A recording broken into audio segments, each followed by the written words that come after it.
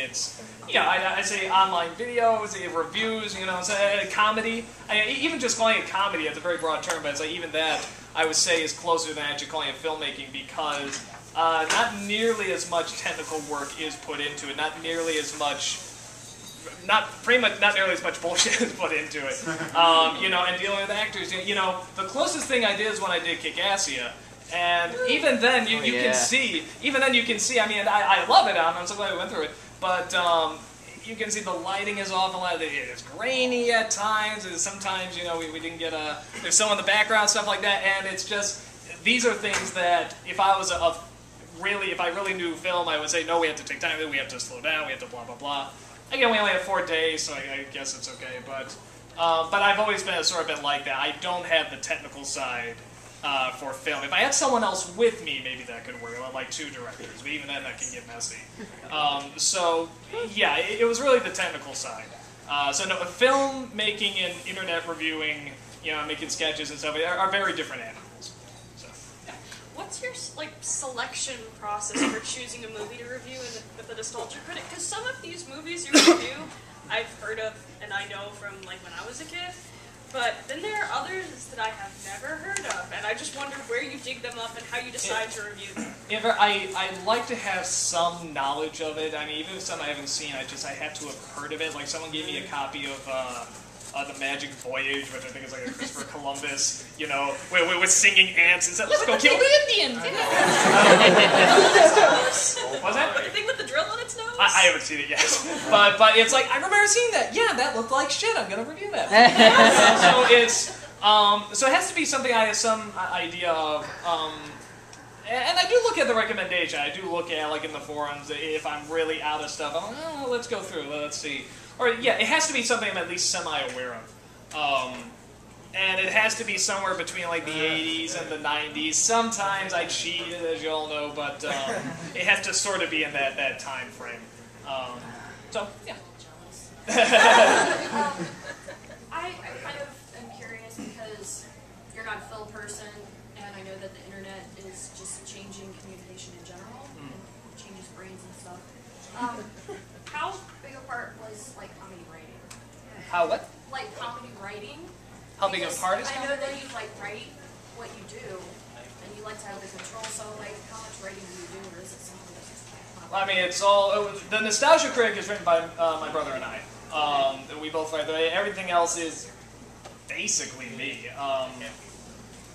Yeah, it's very. Sometimes we'll have. When we did The Room, we had someone that's can I sit in with you when you do it? Because I really want to see your reaction, blah, blah, blah. And he'll come in, he'll throw out some jokes and stuff. So sometimes we'll have another onlooker while we're writing the jokes. But it's usually just me, and if it's a Nostalgia Critic, it's my brother as well. So in terms of what part does it, a huge part, at least half. In terms of why it's successful. The other half really is timing. but actually, it's how you show it, how you deliver the joke, and what's expected, what's not expected.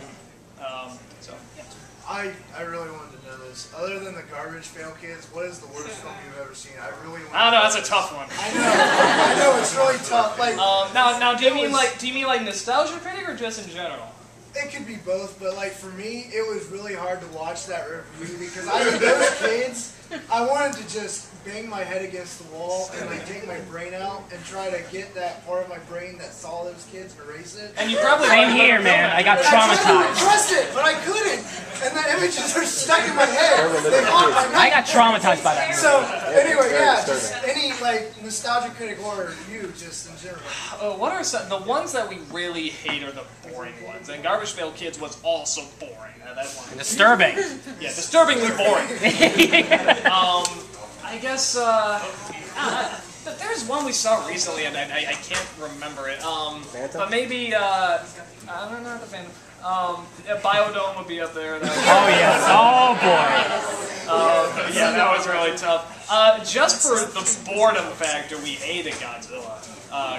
You just a monster running through the city. It's gotta be exciting, and it's so boring. It's so ugly to look at. It's so. It's nothing like Godzilla. Yeah. Yeah. That is a lot of fish. It never gets old. Poppity pop pop. That's Apple. So, Yeah. one of those, I'm sure there's another one that I can't get in my head, but yeah, those are probably like top 3 for now. If I think of the other one, I'll tell you. Let's go back over here. Yeah. What's your favorite running joke that you've used in your Nostalgia Critic reviews? Of course! I'll tell you a funny story about that, I'll answer your question. When I got the M. Bison outfit, it looked great and stuff like that, I was showing it all, the script was already written, and I was showing it to Margo, and I said, isn't this great? And he says, oh, you gonna do something like, everyone's trying to get you to say of course, and then you never ever do it, eventually, naturally. I love that. And I said, no, but that's a good idea. It didn't even enter my mind to do that show. Isn't that weird? It's like sometimes you're just so close to something. So, yeah, that was weird. But you asked the question. Maybe, God, there's so many of them. Just for the tediousness, because I know it'll never die. I do like the timing joke. Just in the middle of just anything, I'll just throw in a timing, just to see how long I can keep it going. And again, even though I could never, I rarely find a chance to use it. I really like cat.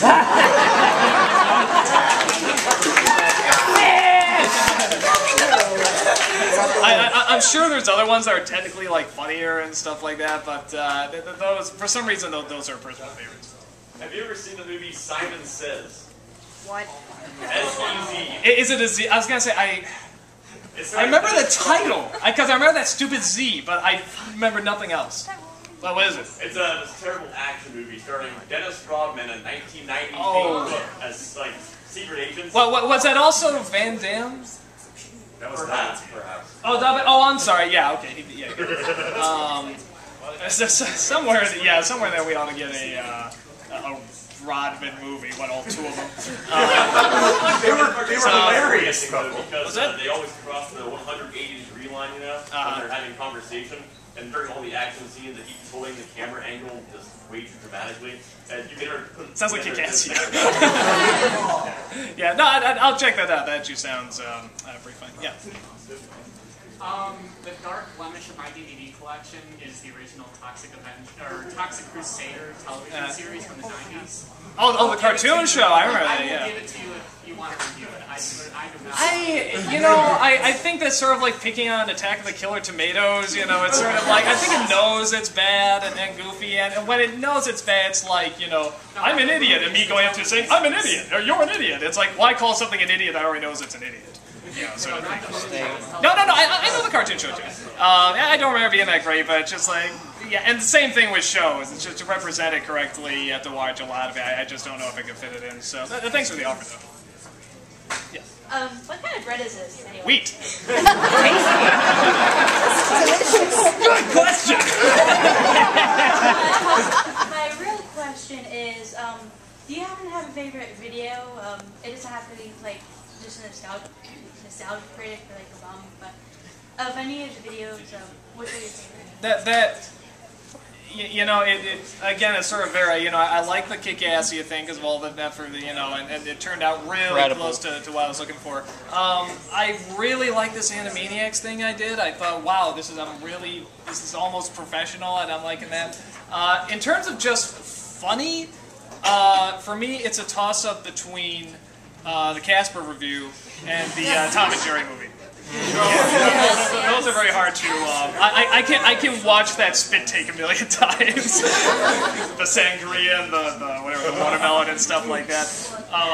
Now the funniest moment that I think I've ever done was this. Was in Mortal Kombat 2 when we had Bargo come in and say "dirty little kid." Oh, I love that. And the funny thing is that he just started saying that one day. He was just like, oh yes, dirty little kitty. And I said, that's what we're gonna write a sketch on it. I don't know how. We're gonna somehow write a sketch on this or something like that. And sure enough, that's what eventually it came out to.